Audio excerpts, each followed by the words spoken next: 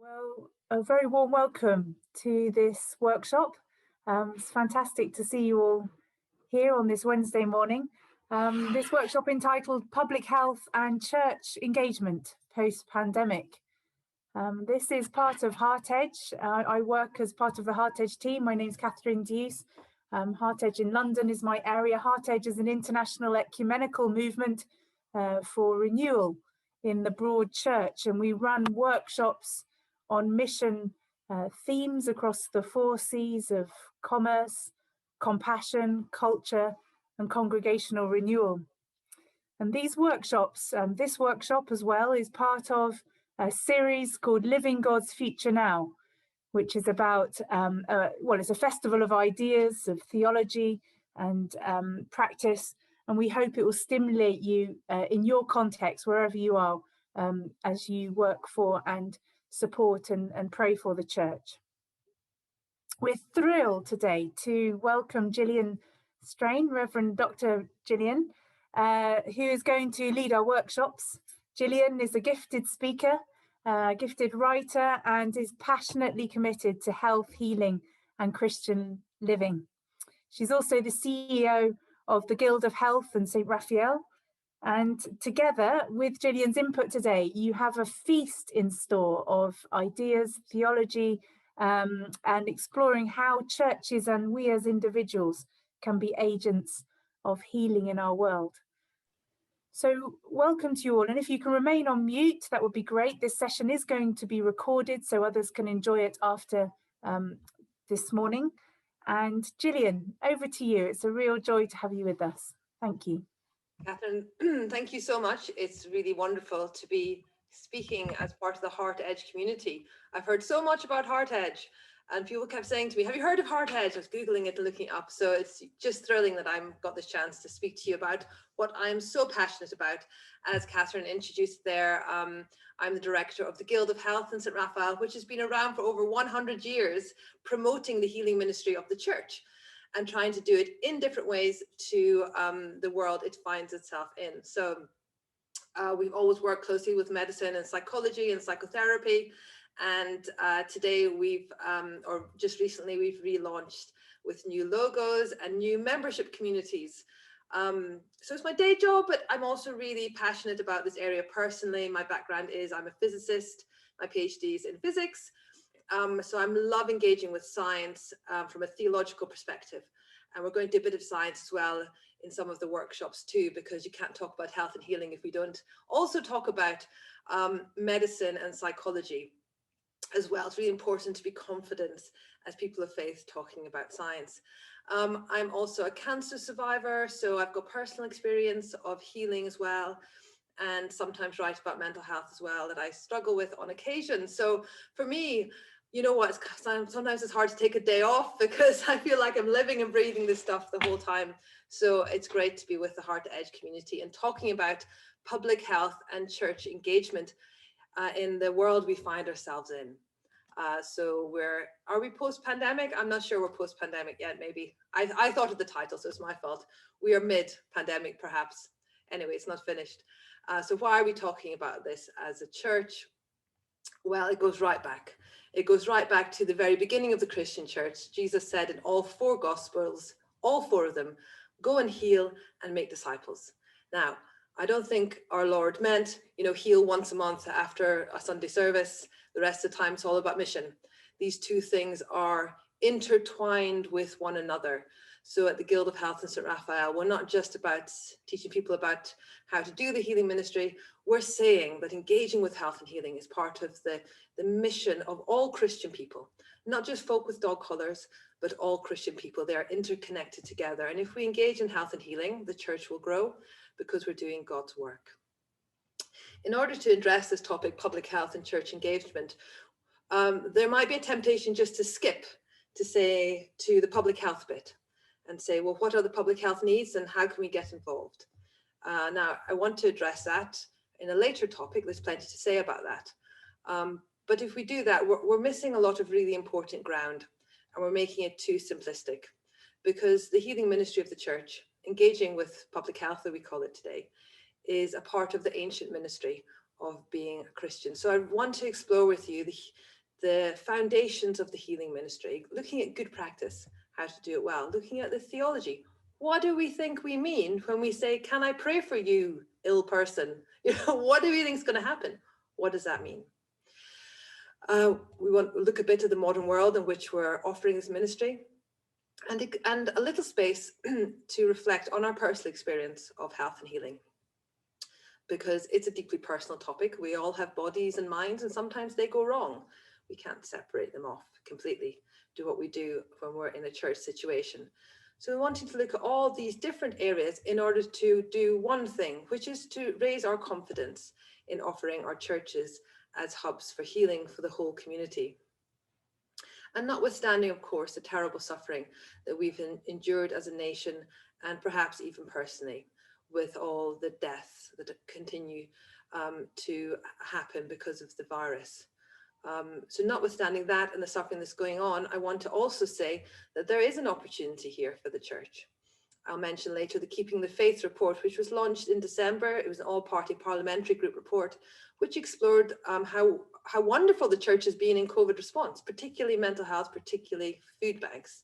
We're beginning to be recognised by public health, by local councils, as a great partner in health delivery.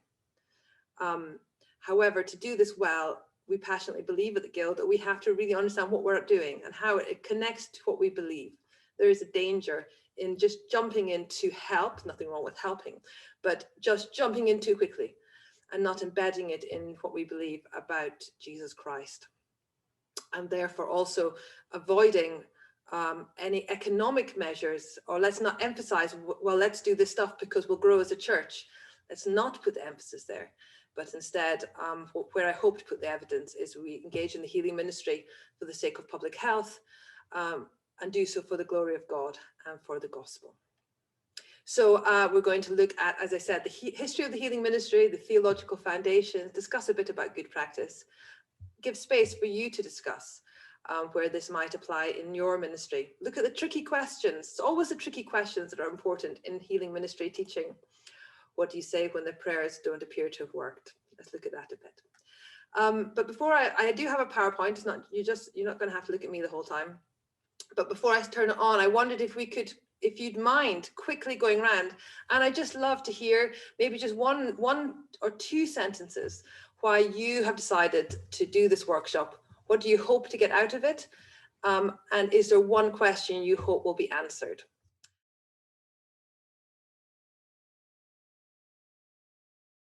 So yes, as Ben said, please use the chat. If you have any questions or thoughts or anything, I will look at the chat.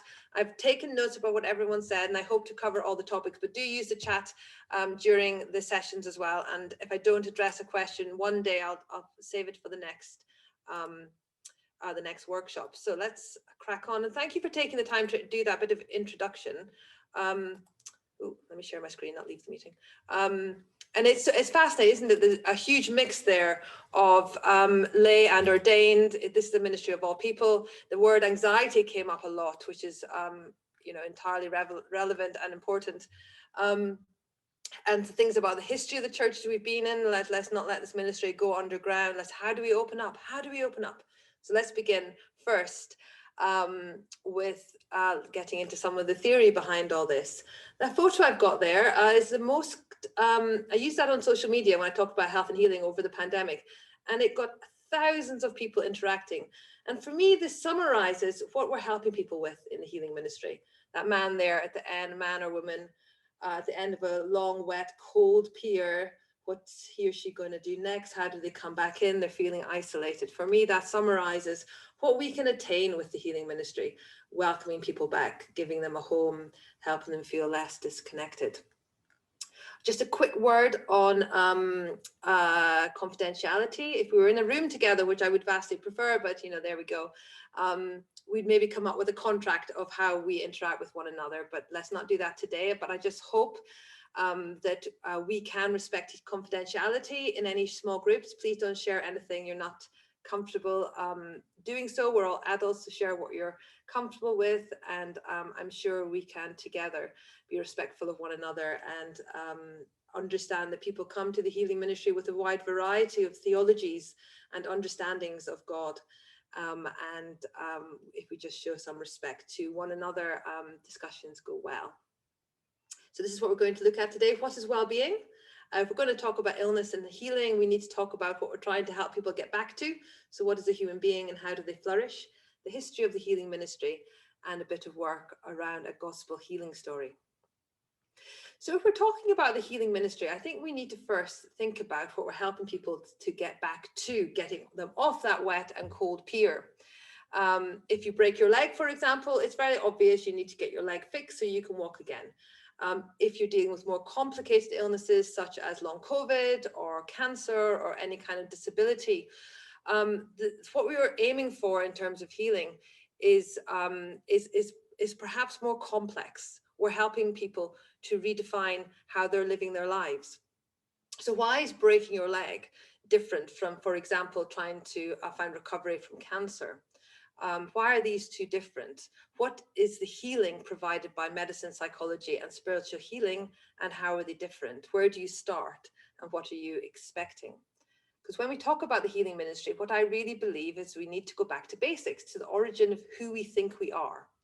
Begin here, and not skipping over some of the essentials. We'll gain confidence in the healing ministry. What do we think we're doing when we say, can I pray for you? If we rush to the superficial idea that it's all about getting better, in inverted commas, although there's nothing wrong with being healthy, but if we emphasize results in a healing ministry, which are all about getting better, curing the illness straight away in a very short term, in a short period of time, we might do some harm to that person, but we also might miss out on the deeper potential of the healing ministry. Too often health is about perfection, about beauty. So instead, when we talk about the healing ministry of the church, what we need to wonder around is what it means to be alive, and then ask questions about what happens when it goes wrong. So who do you think you are? Let me just change my slide. Here we are. Who do you think you are? So we need to talk about human identity. Simply put, identity is who we are. We know intuitively what identity is, but it's really, when somebody says, what do you mean by identity? It's actually much harder to describe in words. We know it, but it's a complicated thing to describe. The dictionary definition of identity is the sameness of a person or thing at all times. But I wonder whether this bureaucratic definition really grasps how we understand our identity, which is about lots of different things, about our biology, our context, our psychology, our experience, our history. It's about individual details, but it's also about your context. So I would say, well, my name is Gillian, and I have 2 kids, and I love Scotland. But I also say, well, I live in Lichfield and I'm an Anglican. So it's about who we are, where we've come from, and where we are now, and what we do. Scientifically, our identity is to do with our bodies, which is made of atoms. Life happens through complex biochemical processes. We are also mind and consciousness somehow connected together. Consciousness, it seems, extends out of our bodies. And we have an emotional and our spiritual life, and they're all interrelated together: mind, body, spirit. If I've had a bad day, I get stress on my shoulders. Oh, I can feel it. Stress leads to physical impact on the body. So just that simple example is we are mind, body, and spirit all related together.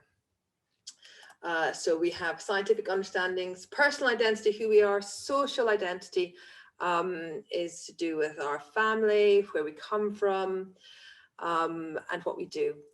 So kind of to illustrate this, we might introduce ourselves in different ways in different contexts. Okay, if I'm at the school gate, somebody say, well, who are you? I would say, I'm that kid's son. I'm mother. I'm that kid's mother. If I'm at a work thing, I might say, well, who am I? Well, I'm the CEO of Guild. If I'm on holiday, I might say, well, I'm from Lichfield. We say different things about ourselves depending on the context. So our identity incorporates the stories we tell about ourselves, our history, our education, our experiences. And sometimes it's broken down into our personal and social identities as well. Now, why am I talking about all this? I'm talking about it because when we get ill, our identity can change, because our identity is made up of all these different factors. So when you get ill, it impacts on who you are. So I take the example of cancer because it's the illness I know most about personally. So when you get cancer, your physical appearance might change. You might lose your hair. You might have bits of your body taken out or reconstructed. The boundaries of your body are regularly transgressed with needles and x-rays and all sorts of stuff. Your physical identity change, your habits change. You might not be able to work in the same way, go to different places. You might be stuck in hospital. The story you tell about yourself changes. It now involves a cancer diagnosis. You now tell stories that might make other people feel uncomfortable.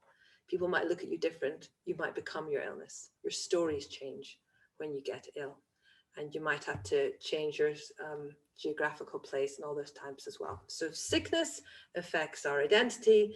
Therefore, healing has to also be about who we are. Now let's tangle into this complex kind of picture, our identity as Christians, which is also really complex too. So what does it mean to be a Christian? Well, it's got something to do with Jesus as being accepted into our life as Lord and Savior of our world, fully God and fully human. Not just that, it's about the Holy Spirit, which is alive and active and interconnects us with God and the resurrection hope. Being Christian also depends on the Bible and how we interpret it. It relates to the history of the church and the doctrines, what we think about God. It involves communal social ideas about going to church and being part of the body of Christ and therefore active in the world. It also involves personal practices such as prayer and contemplation. So just to highlight right at the start, to read some bits of theology. Sometimes when I talk about the healing ministry and how we raise our confidence, I talk about the theological backpack. I love hill walking, so maybe this is what it appeals to me. But if we're going to raise our confidence in what we're doing when we talk about health and healing in the church, it's useful to have a toolkit, have a backpack of bits of theology that are essential to get straight in our head if we're going to be confident about talking about how the church can help with human flourishing. And the first bit of theology I suggest we pack is this.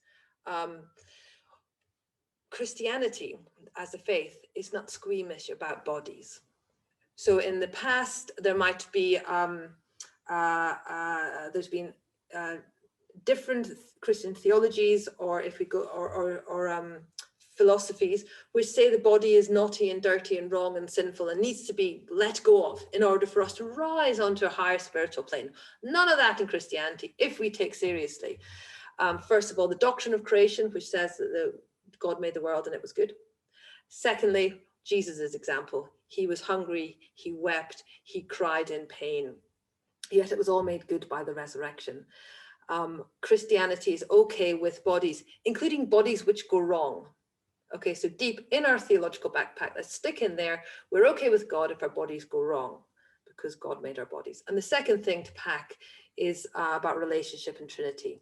The Christian faith is all about relationship, because we understand God to be Father, Son, and Holy Spirit in relationship, and God has taught us to be like in the image of God, and therefore in relationship with ourselves, with our communities, and with God.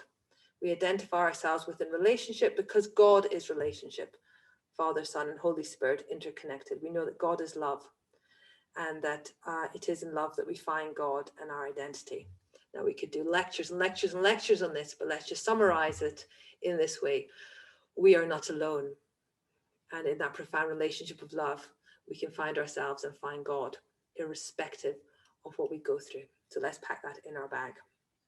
Now, illness impacts on our faith identity in multiple ways. And perhaps you've got experience of this in your life and in your ministry. We believe we pray for healing. What happens if it doesn't work, or it doesn't come out the way we think? That might impact on our faith. If we're ill, we can't perhaps go to church. We've all been isolated from church through COVID, so we can talk about that. We might believe that we were created in our mother's womb, yet our bodies go wrong. How do we cope with that? Somebody said to me during the pandemic, a very wise woman said to me, "This is it.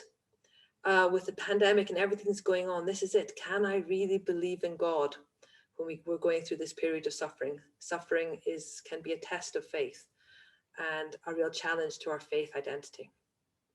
So let's go to, and just a little heads up, what we're going to pack into our theological backpack as we go through the workshop is something on miracles, sin and suffering, the cross, and mission. So that's still to come. So let's go to our first, Ben, our first, what do you call them, breakout groups. And just for 10 minutes, I think, Ben, so we get through all the material, let's have a chat about what do we mean by these words. We talk about them all the time. I must have used them loads already today. What do we mean by the word healing, wholeness, and illness? We don't have time for feedback, but have a good discussion about these three words. What do we mean from your context, from your faith perspective, from your experience by healing, wholeness, and illness? And we'll come back in 10 minutes.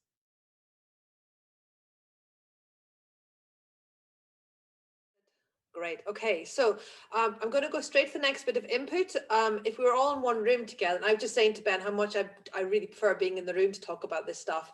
But if there's anything in your group that questions you were left with, please put them in the chat and I shall collect them all up for the next time if I don't deal with them today. But I hope it was a fruitful discussion and began our way into these words that are often associated with the healing ministry. So here is here's the theory.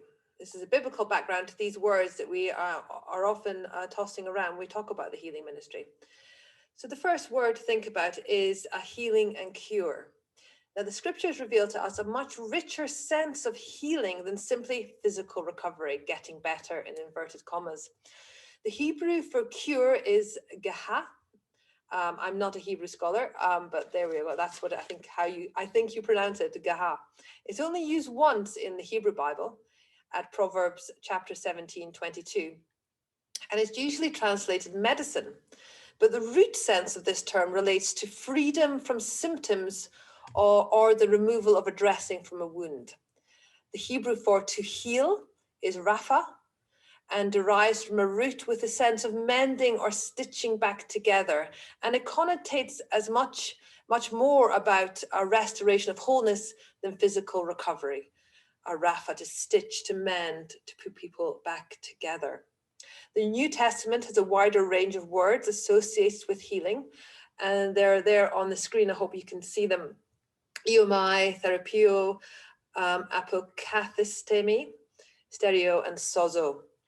And they're summarized there. So Iome is used by the centurion who pleads for his servant to be healed in Matthew 8.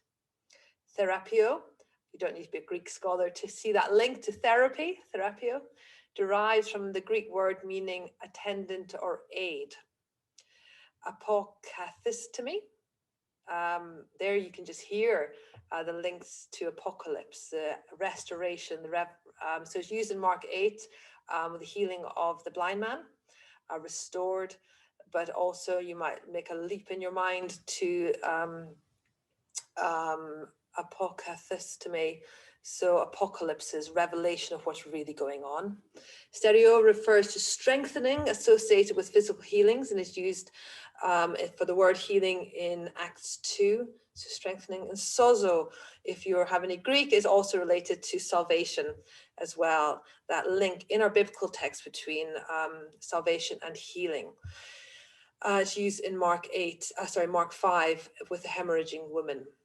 It was also used in Matthew 8 when Jesus stilled the storm, sozo. So drawing some of these roots or threads together, therapio reminds us of the pastoral role of accompanying and attending to those who are sick or unwell. Rapha reminds us that our prayers for healing are as much about prayers for mending in the sense of restoration to a new whole.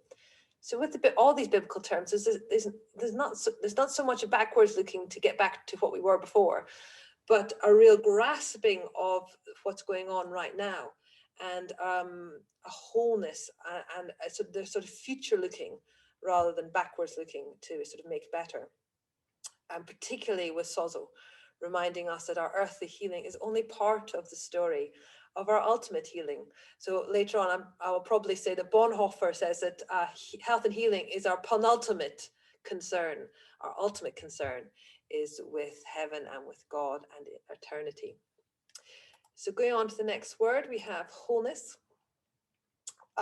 We know that our salvation, as I just said, our ultimate healing involves a recreation of all things. And that we very much have that in the word wholeness as it's brought to us within the Old and New Testament. In Isaiah 53, we read that the suffering servant was wounded for our transgressions, crushed for our iniquities.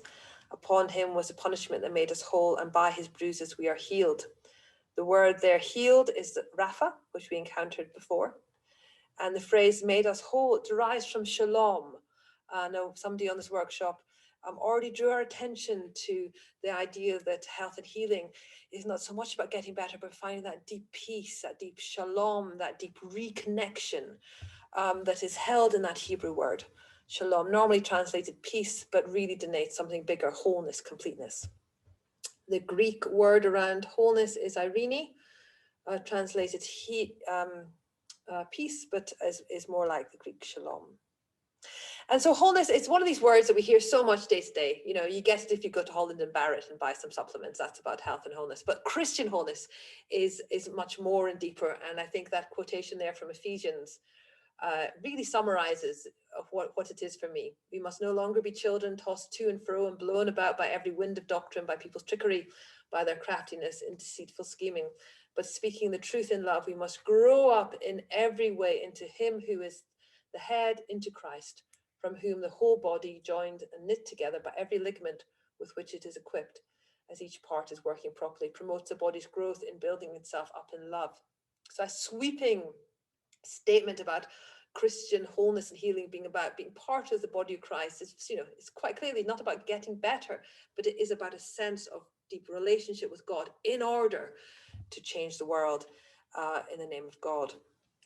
And then if we just look briefly at the word illness and sickness, there's much less of this to talk about, but there we have it. The Greek word that's used for sickness or disease in the New Testament is nosos. Another term sometimes translated as illness or infirmary is asthenia. It's a negative term meaning lacking strength. The Hebrew word is really interesting, chala, translated sickness. And its root implies sickness is a kind of rubbing or being worn down. And I wonder if you can relate to that, if you've had any long-term illnesses, sickness being worn down. But some scholars have suggested that this word, chala, comes from, it's related to a similar Arabic word denoting sweetness.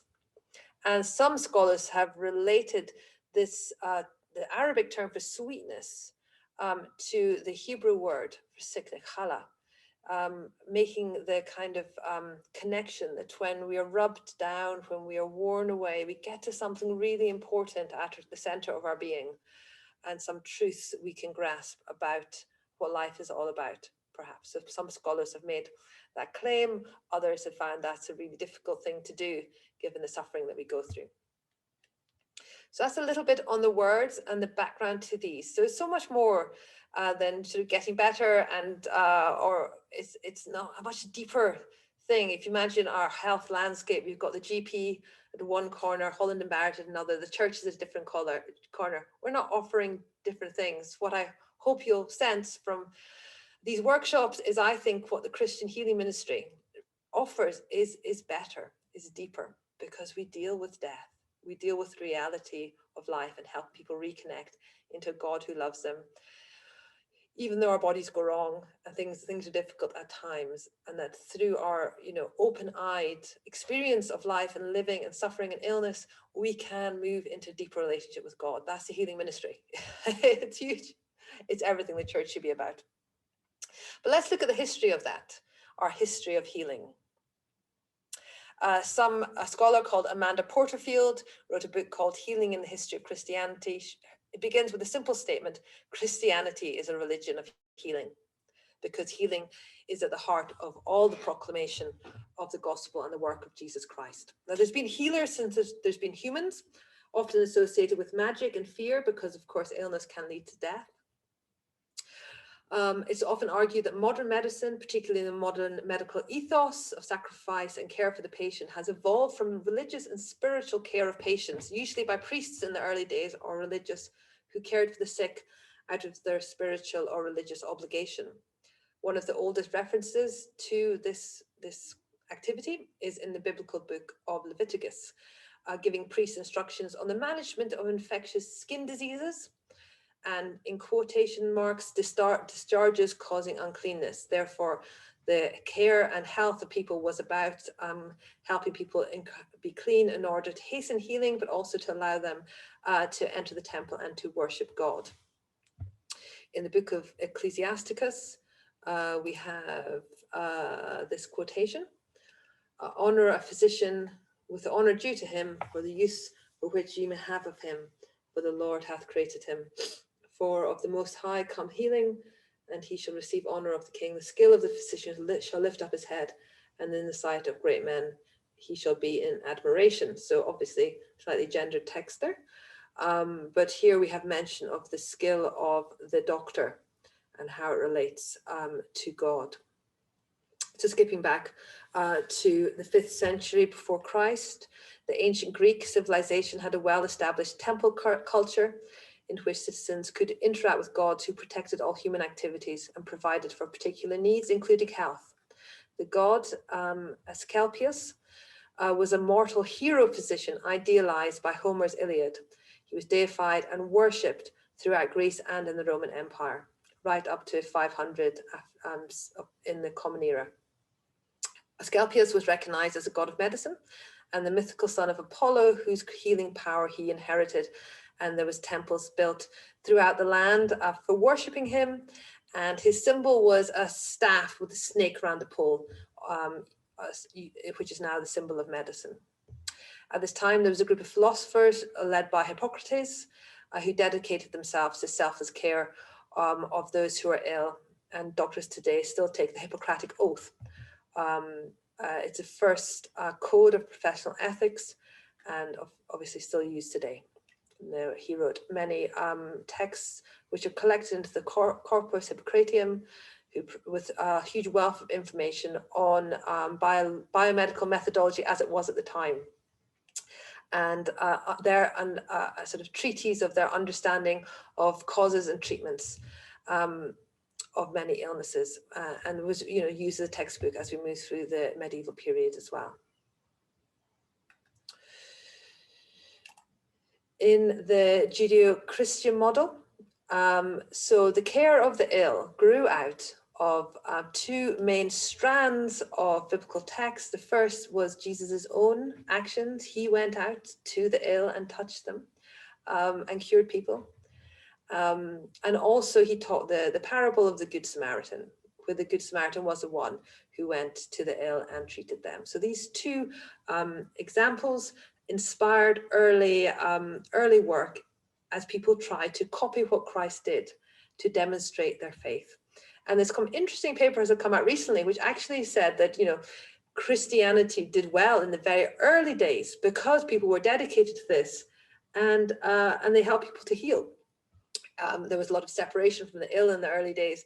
Magic medicine, sort of, take this bit of herb, it'll make you better. But the Christians out there, going to people and touching them. And because of now what we know about the importance of touch and communication for helping people boost their immune system, there's evidence or scholars that think this actually boosted our healing ministry, boosted the early church development. So Christians have always been good in plagues and pandemics. In the First Council of Nicaea in 325, the Emperor Constantine, as well as making Christianity the official religion of the empire, also called for hospitals to be built in every city in Europe to provide for the poor, the sick, women, and strangers. And here we have the beginnings of what we now recognize as our modern medical system and hospitals, because these monasteries were the very beginnings of places where people could come if they're ill. Not only were the monks and nuns and early religious caring for the sick and ill because of their dedication to imitating Christ, but they were also housing these ancient Greek texts of knowledge around the human body and botany and the study of the use of plants in order to create healing was part of these complexes at the time. So they're very much the very beginnings of our modern hospitals, as well as, of course, beginning of our modern universities.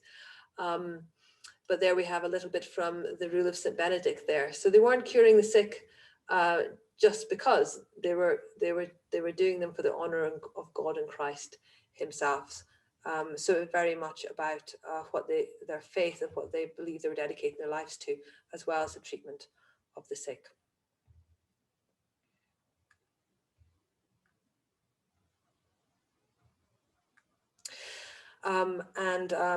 This happened right up into the sort of the middle of the Middle Ages, right up into the sort of the scientific revolution period, when there was professionalization around medical and indeed universities and the whole of science, and they began to separate between the two. Although today and throughout our country, we can see that the religious origins of hospitals is very much part of our history. I'm thinking of London with St. Bart's Hospital and all these other hospitals and religious orders.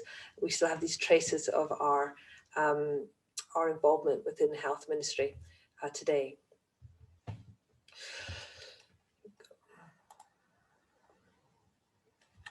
So with regard to the patient, Western societies have long endowed sick people with special value, powerfully articulated in the Middle Ages by the Knights Hospitaliers of St. John of Jerusalem, founded at the end of the 11th century.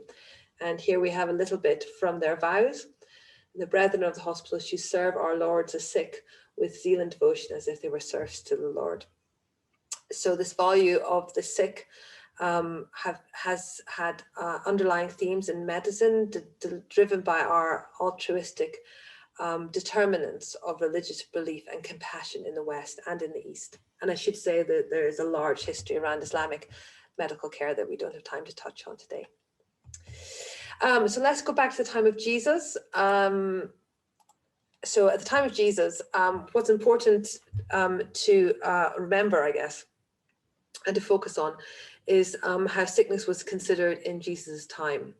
And this is an important backdrop to considering the meaning of the healing miracles, which is a topic we'll really get into in our next workshop. So the healing miracles teach us two things. They teach us about who Jesus was, and they teach us about what healing is. And of course, they're intertwined.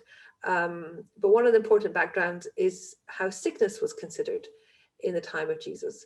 And very much, if you are sick, you cannot worship in the temple, and you cannot be part of modern life. You couldn't marry, you couldn't be around friends and families, and you were very much ostracized because of cleanliness and worship at the temple.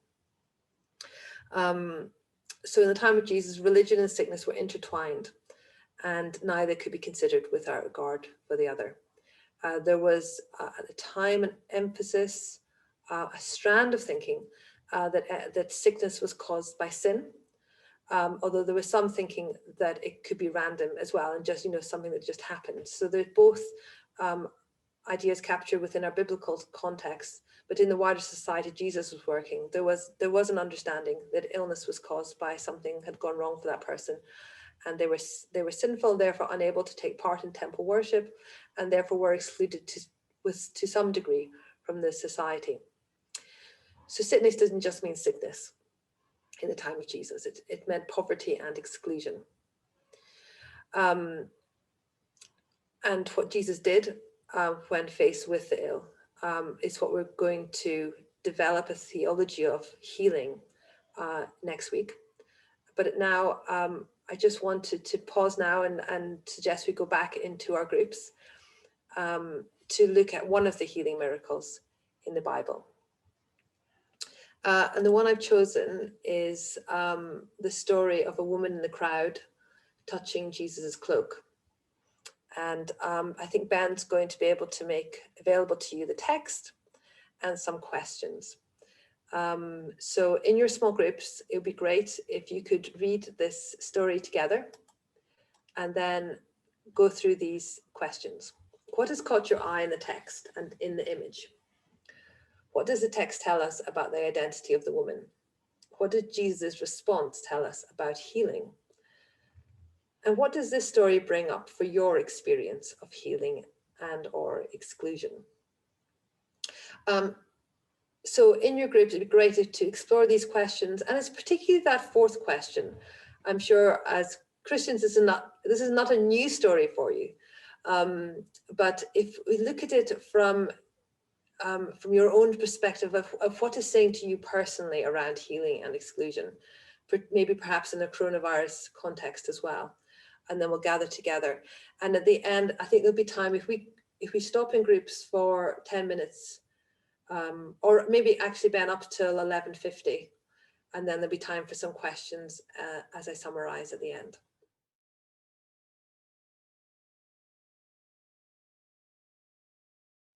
And a woman was there. Who had been subjected to bleeding for 12 years.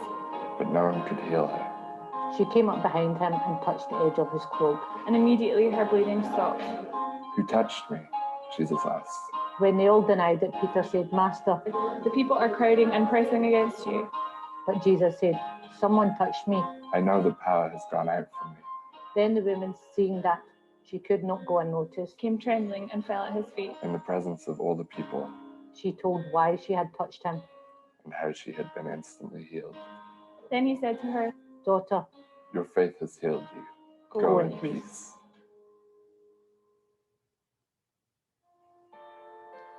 Hi, my name's Asha, and I brought Jesus into my life over a year ago, and it's been the best thing I've ever done. Well, based on the life I've had from my childhood, I had a really violent childhood.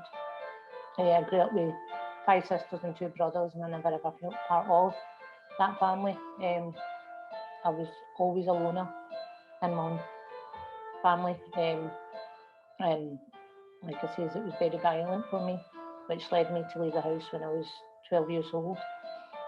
Also, I started drinking when I was 12 years old, and when I took that first drink, it gave me that sudden feeling of ease and comfort, that warmth inside myself that I've always wanted, that I never ever got from my family.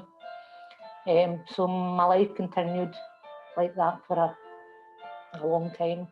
So did you recognize the woman? She's a woman in the picture. And the picture I hope you are able to look at as you considered the gospel story was painted by a Scottish artist called Ian Campbell.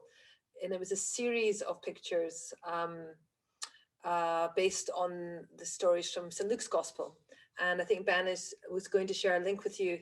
And from there, you can find more about the artist and the work. And Aisha there, she was a subject. She's a real person. And the YouTube video there, it's about a 12-minute long film. And it's about her life.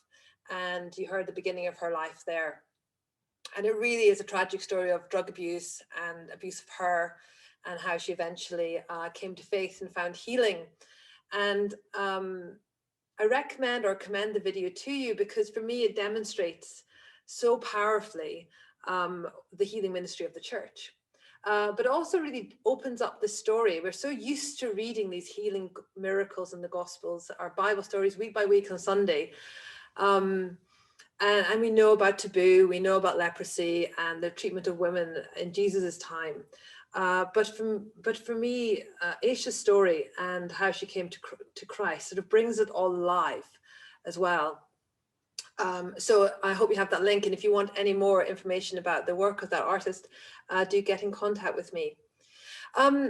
So I hope you had a good discussion in the group. You were talking about the healing miracles, what it teaches us about Jesus and the woman and healing itself. And there was invitation to connect to your own experience of illness and exclusion. And what I think we've done in this workshop as well is sort of laid the ground for why the healing ministry is important. That it's not sort of an add-on on a Sunday evening once a week, but rather it's entangled within the whole mission and ministry of the church, demonstrating that right back through our biblical words that we looked at, healness and holding and cure, and also within the history of the church. And we have a couple of minutes before I have my final slide, and I wondered if anyone would like to share anything from their group discussion or had any question or anything they wanted to express about what we're talking about today. I can say something. You know, the passage that you had us read you know, it kind of occurred to me as a mountain with no top. And the conversation, I mean, what you had to say about it, and then the conversation that we had about it in our small group, it was like all of us ascended that mountain a little higher. There's so much to be discovered in that passage about healing. So thank you. Thank you, Michael. I was just so moved to be reminded of those words that power left me. You know, Jesus said, I felt power leave me in this process of healing. And I don't know, I'd love to know more about the background of that, but that sense that we are all one, you know, that actually we are so deeply interconnected that, you know, that sharing of the power of Christ is a very beautiful image. Self-giving. It's interesting, isn't it? Because there must have been lots of people touching him. You know, he was in a crowd of people jostling him. And I wonder if it's related also to kind of, if you're involved in pastoral ministry or listening or nursing, or somebody mentioned that the healing touch ministry, how really listening, tuning into people makes a neurobiological connection with that person. So there's things in our minds called mirror neurons. So if somebody's really listening, if you've come home, you've had a bad day at work, and you tell somebody who really listens, you might say, oh, I feel a weight's come off my shoulders, or I feel better or more relaxed. And that's because your brain can tell if somebody else is really listening to you. So if you're telling the same story in the same way to somebody who's not listening, or to a tree or something else, those bits of your brain won't fire. But when they do fire, it boosts our immune system. So there's something really important about the listening ministry, about really connecting into people that can be deeply healing in itself. And quantum mechanics, you know, we've got 3 minutes left, can we stray into quantum mechanics? But actually at an atomic level, quantum mechanics or subatomic physics will tell us that every particle knows about every other particle in the universe. That's the theory of quantum mechanics. So there is something, matter can relate to other kinds of matter. And I wonder whether at a spiritual level, what Jesus is demonstrating is that deep empathetic listening and connection that sometimes we get just a glimpse of when we do healing ministry. And I know I've had experiences when doing laying on of hands at a formal healing service, just being absolutely exhausted by the end of it. And I don't know what that's about, whether that is the spiritual thing of what we're doing. But for me, I feel it's that deep listening. When somebody comes up to you healing service and you say, what can I pray for? And, you know, in just a few words, they unburden the thing. And maybe it's not even for themselves, but somebody they're worried about. You know, and I remember doing it at St. Paul's Cathedral in London, and there was this huge queue down the aisle, and people just said their name, and, you know, so-and-so's got cancer, or my depression's terrible. It's just something, just like a few words, and you feel the burden coming on of what they've, that connection. And the healing ministries, then we don't have to keep that to ourselves. We connect it into God, and we give it to God. So yeah, I'd love to be flip and say, well, it's all about, you know, the healing magical powers, but actually it's much more complicated. We come to the healing ministry with our minds, our bodies, and our spirits, and the healing occurs through that kind of interaction with the other person.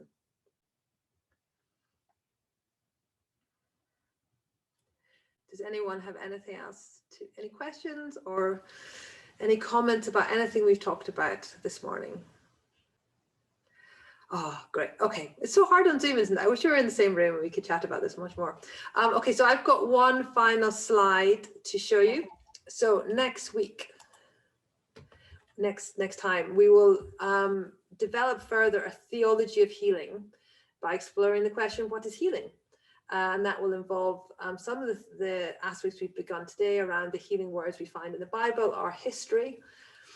And then we'll look at some of the approaches of healing taken by medicine, psychology, and New Age movement to raise our confidence in the potential of the healing, Christian healing today. And so this is a really important workshop because we need to have a strong sense of what we're offering people as we're engaged in the healing ministry.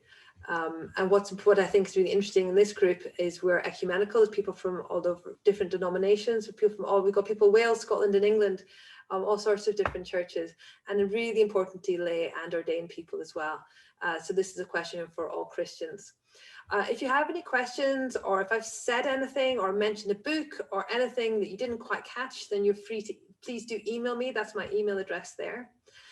If you're particularly interested in the historical aspect of the healing ministry, I'd like to offer all participants that are here today, this is, I know it's a video going out, but anyone that's listening today, if you'd like a copy of our journal, Chrism, I've got one edition of our journal with a great article on the history of the healing ministry. Very happy to send that to you. And just while I'm here, I'm really sorry, Catherine, I hope this is okay. A wee free plug. I'm running a workshop tomorrow on the healing power of music. And I've got an amazing organization called Fishy Music that works with children and trauma. Our Scottish friends might have heard of Fishy Music. They're very popular out there. And I've also got Professor June Boyce-Tillman talking about the spirituality of music as well. Drop me an email if you can come to that tomorrow, and I'll give you a discount code. And see you next time, I guess.